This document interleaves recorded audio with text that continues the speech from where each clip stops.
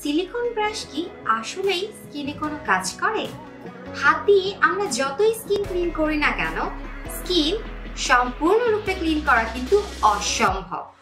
Cleansing brush বা silicon ব্রাশের ব্রেসেলস এতটাই dry হয় যে খুব অনায়াসে লোমকূপের ভিতর থেকে ময়লাগুলোকে টেনে বের করতে পারে।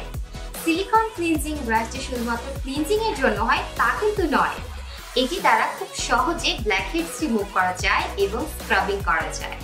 সিলিকন ব্রাশের বিডস গুলো খুব সফটলি স্কিনের উপরে ডেড সেলস গুলোকে রিমুভ করে স্কিনকে করে স্মুথ এন্ড সফট।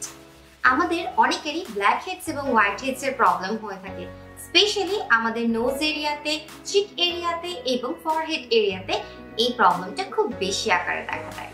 হাত দিয়ে ফেস ক্লিন করলে ফেস ডিপ ক্লিন হয় না, যার ফলে এই ব্ল্যাকহেডস এবং হোয়াইটহেডস এর প্রবলেম কিন্তু রয়েই যায়। ফেসের পোরস গুলোকে ডিপ ক্লিন করার জন্য সিলিকন ব্রাশ কিন্তু মাস্ট নিড। ফেস ওয়াশ হয়তো আপনার ফেসের মেকআপ ক্লিন করতে পারে, কিন্তু স্কিনের ভিতরে থাকা মেকআপের স্মল পার্টিকেলস গুলো কিন্তু রিমুভ করতে পারে না। তাই মেকআপ রিমুভের জন্য বেস্ট ক্লিনজার হচ্ছে সিলিকন ব্রাশ যুক্ত ফেস ওয়াশ।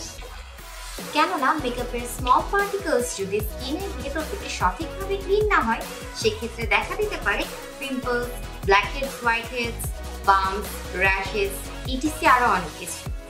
সো পোরসকে ডিপ ক্লিনের জন্য silicone brush is must, and silicone brush is totally safe for your skin.